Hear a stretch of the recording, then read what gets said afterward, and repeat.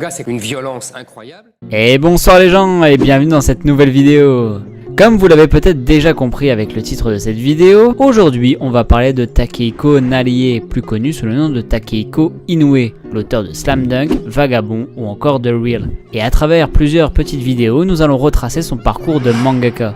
Oui, vous avez bien entendu, j'ai dit plusieurs petites vidéos, car la vidéo que vous vous apprêtez à voir n'est qu'un bout d'un ensemble de plusieurs vidéos narratives retraçant la vie de ce personnage qu'est Takehiko Inoue. Bien évidemment, étant une biographie, tout cela est basé sur des faits réels, mais est inspiré par plusieurs livres, notamment Vagabond et surtout Musashi de Eiji Yoshikawa. Mais ne vous inquiétez pas, entre temps des vidéos making-of sortiront pour expliciter ce qui est de l'ordre de la référence, du vrai ou ce qui relève de l'interprétation. Voilà, maintenant que les bases sont posées, il ne me reste plus qu'à vous laisser et à vous souhaiter un bon visionnage.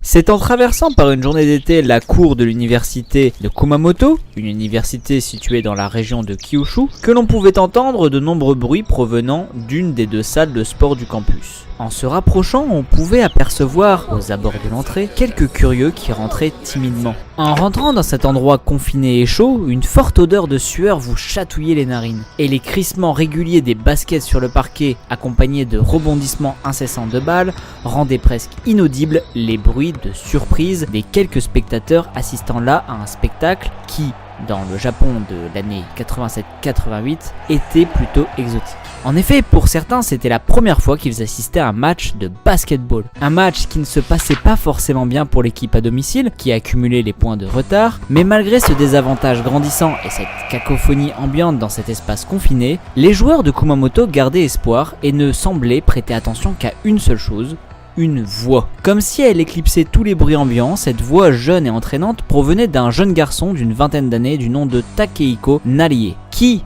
a priori, n'avait rien d'un joueur extraordinaire.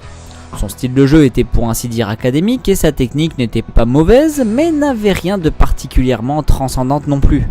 Pourtant, ses directives étaient écoutées par ses coéquipiers avec attention.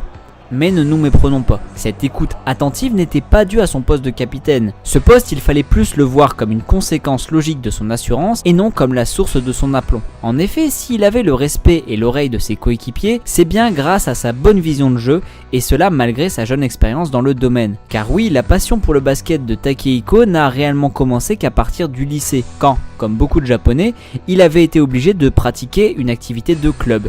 Et au lieu de choisir le club de dessin, il avait préféré tenter l'expérience basket. Et l'expérience fut telle que le basket passa très vite du stade de curiosité à l'état de passion, amenant le jeune Takehiko à jouer dès qu'il en avait l'occasion. Son intérêt grandissant, il souhaitait suivre des matchs professionnels, mais il faudra attendre presque 10 ans avant l'arrivée d'une ligue professionnelle au Japon, ce qui l'obligea donc à se tourner vers les compétitions de basket locales, mais surtout à regarder la plus grande ligue du monde, à savoir la sacro-sainte NBA, qu'il suivra avec grand intérêt. Et peut-être que c'est cette assiduité à regarder des matchs professionnels qui lui a permis d'accumuler très vite une bonne expérience et cette vision de jeu qui fait de lui le capitaine de cette équipe. Même s'il avait aussi d'autres qualités à faire valoir pour ce poste de leader, comme son charisme, mais surtout son abnégation.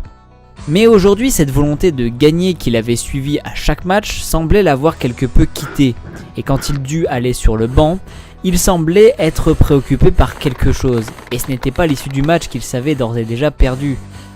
Non, ce quelque chose était bien plus crucial qu'une simple partie de basket, il s'agissait de son avenir dans cette école de littérature. Takehiko Narie n'avait jamais été aussi proche d'être diplômé, mais qu'allait-il faire avec ce diplôme?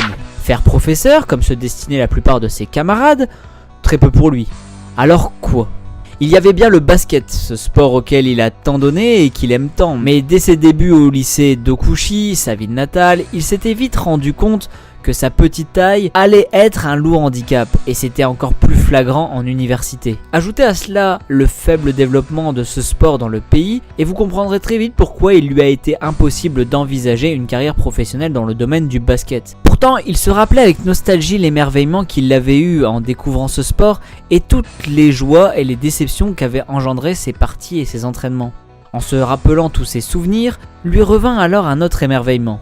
Mais celui-ci n'était pas le sien, c'était celui des autres. Quand, en primaire, il montrait ses dessins à ses camarades de classe. Car Takehiko, bien que ses parents ne l'aient pas spécialement incité au dessin, était plutôt doué pour cela. Et n'avait jamais arrêté de dessiner, d'aussi loin qu'il s'en souvienne. Il avait même pensé à la fin de son lycée à rentrer dans une haute école d'art comme l'université municipale d'art de Kyoto, et pour ce faire il était allé jusqu'à prendre des cours particuliers. Mais la manière d'apprendre ne lui ayant pas plu, pour des raisons que nous verrons dans une prochaine vidéo, il prit très vite la décision d'arrêter.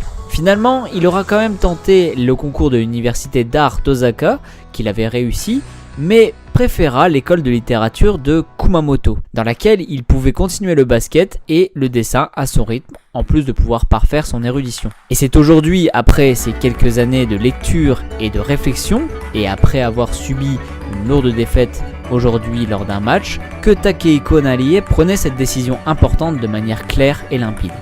C'est décidé, il arrête ses études de littérature dès maintenant pour commencer l'apprentissage de la voie du pinceau.